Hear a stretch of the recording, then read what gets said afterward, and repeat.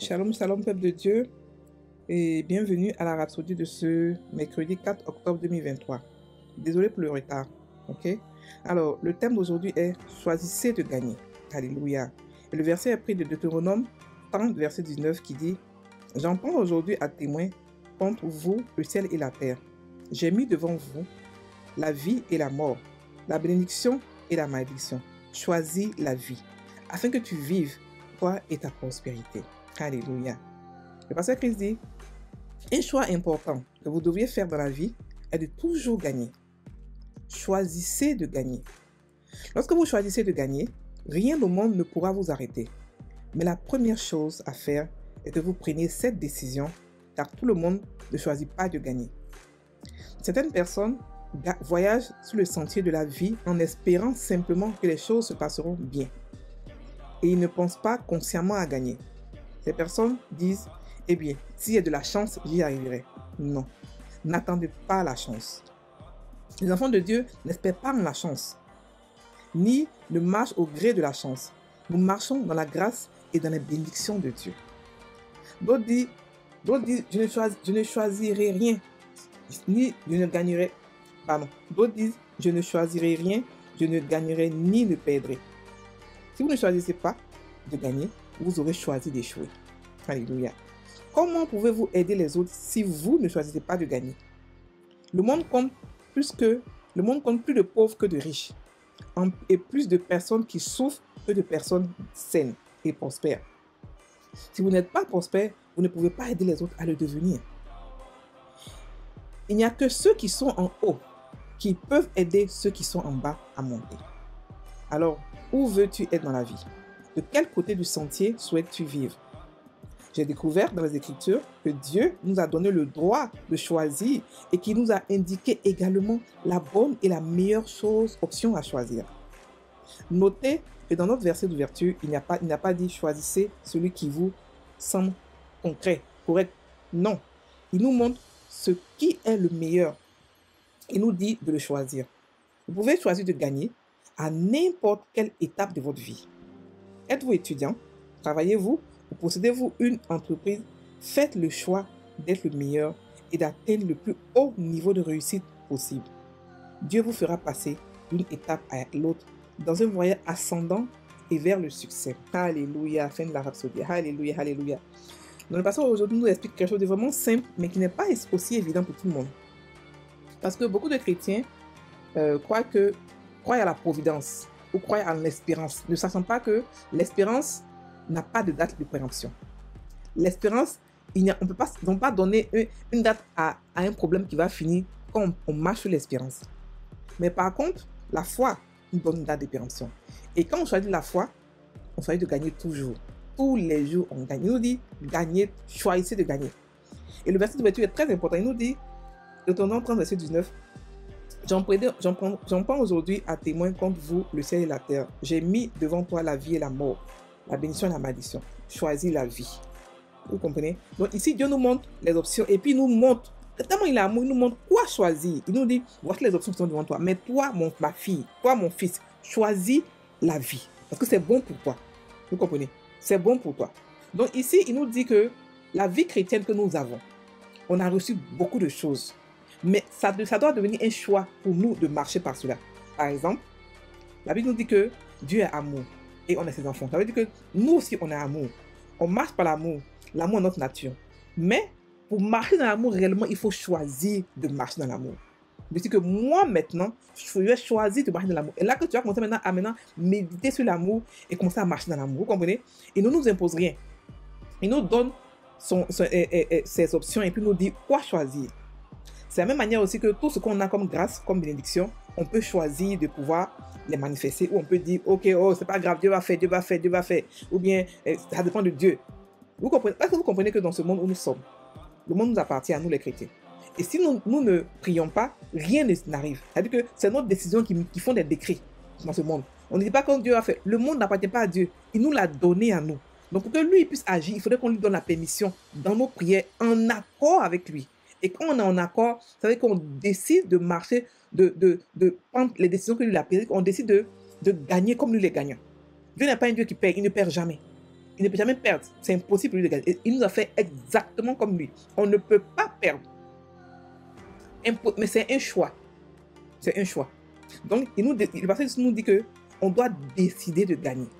Comment? Parce que des chrétiens qui disent que oh, Dieu va faire si j'ai de la chance. On compte beaucoup sur la chance. Alors qu'on a quelque chose de plus grand que la chance. La chance, c'est pour les païens. La chance, ça veut dire que tu ne sais pas si tu vas faire. On ne sait jamais. On ne sait jamais, on sait jamais. On ne sait jamais doit être une expression à bannir dans vos paroles en tant que chrétien. On ne sait jamais. Non, non, non, non, non. On sait toujours. On a reçu le Saint-Esprit qui nous explique tout sur la Bible, qui nous conduit dans toute la vérité. Ça veut dire qu'on peut tout savoir. De 1 puis de 2, on ne dit pas que oh, c'est pas grave, Dieu va faire, ça sera la chance, si c'est la chance. Non, on ne joue pas notre vie à la chance. On ne donne pas la. Non, la chance, c'est le diable. Nous, on marche par la foi. Donc, on décide ce qu'on va faire. On décide que moi, je vais gagner. Oui, ce combat-là, je le gagne. Non seulement ce combat, mais tous les jours de notre vie, on doit gagner. On doit partir de victoire en victoire tous les jours de notre vie. Parce que c'est ce que nous sommes. On n'est pas des perdants. On n'a pas un Dieu qui ne sait pas trop ce qui se passe. Il est en train de voir, ok, d'accord, comme il est en parole là, mais comme il est en truc. Non, non, non, non, non. Dieu nous a montré les ruses du diable. Il nous a montré comment est-ce qu'il marche. Le diable est là depuis longtemps. Il est là avant nous. Mais on a un esprit qui le connaît, qui le maîtrise. Donc, il nous explique comment est-ce qu'il marche. C'est manigance, c'est ruse. C'est ruse. Ça veut dire qu'on peut connaître, on peut le contrecarrer et on peut gagner tous les jours. Vous comprenez? Donc, la décision nous incombe à nous de gagner. Ce n'est pas Dieu qui dit, oh, ma fille, c'est vrai que la Dieu te fait gagner, demain il te fait perdre. Non, non, non, non, Dieu n'est pas comme ça. On peut partir de victoire en victoire, oui. De victoire en victoire pour gagner. Ou de leçon en leçon pour gagner. Et on gagne toujours. On est dans une bataille, en tant que chrétien, on a une bataille, mais tout le temps on est en bataille. Tu te bats avec les gens par-ci, tu te bats avec les finances, tu te bats dans tout. Mais dans toutes ces batailles, la Bible qu'on est plus que vainqueur. Parce que celui qui est né de Dieu triomphe de ce monde. On a reçu le pouvoir sur ce monde, sur Satan, sur la mort, sur les circonstances de ce monde, sur le péché, sur tout. Donc, quand on a reçu tous ces pouvoirs-là, parce que le monde nous appartient, il n'y a pas de raison pour pouvoir perdre ou de pouvoir choisir de perdre. Donc, quand vous ne choisissez pas, vous choisissez d'échouer. Oui. Un choix, quand vous dites que non, je ne choisis pas, c'est un choix que vous avez fait d'échouer. Par exemple, une maladie vient sur vous, un petit mal de tête, et puis vous ne parlez pas. Ça veut dire quoi? Vous acceptez la maladie, tout simplement. Mais quand vous dites non, non, non, je refuse d'être malade, je chasse la maladie au nom de Jésus, ou bien vous mettez sur la santé divine, la maladie part. Ça veut dire que quand tu ne parles pas, tu approuves.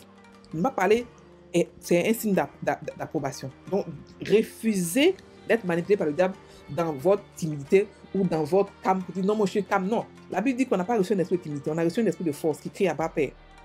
Donc, on n'est pas là pour pouvoir pleurer, pouvoir se plaindre, se lamenter, parce qu'on a le pouvoir. Et quand on a le pouvoir, on ne discute pas. On sait, on donne une mentalité de vainqueur. Pourquoi que Dieu veut que nous puissions gagner, nous puissions être, on nous envoie la parole, que nous puissions penser et parler comme le Dieu ne perd jamais. La preuve, Jésus est venu sur la croix, il est venu, le boulot qu'il a eu à faire, ce n'est pas un petit boulot. Il a galéré avec les hommes, il ne comprenait rien de tout ce qu'il disait. Il allait après en enfer, manipuler Satan, vaincre Satan. Et puis il est venu, ce n'était pas un boulot facile, mais il a fait. Dans la victoire, il a vaincu. La Bible qu'il est sorti de l'enfer en criant de joie. Ce n'est pas en pleurant, ce n'est pas en fuyant. Non.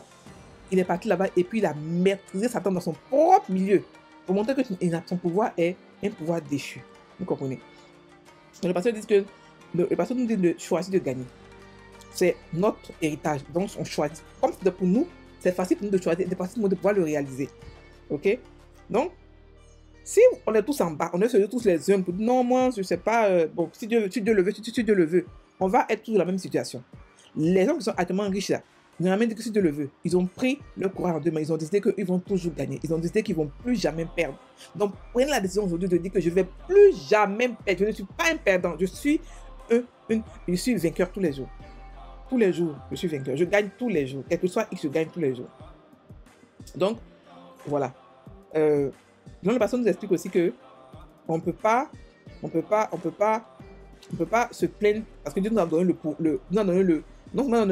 choix, nous a donné aussi quoi choisir. Il dit voici la vie et la mort, je viens devant toi, mais toi choisis la vie. Il pourrait dire non, tu as ton libre choix, fais ce que tu veux, prendre la vie et la mort. Il te montre ce que choisir.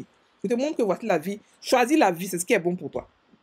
Donc, le choix d'être meilleur, Le choix d'aller plus haut. Le choix de gagner ça nous incombe à nous les chrétiens. Ce n'est pas quelque chose que Dieu va nous imposer pour dire que ma fille, tu es une gagnante. Non, c'est déjà dans la parole.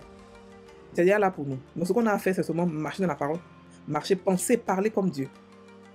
Donc on peut aller de richesse en richesse. On peut aller de victoire en victoire avec la parole de Dieu. Elle ne échoue jamais.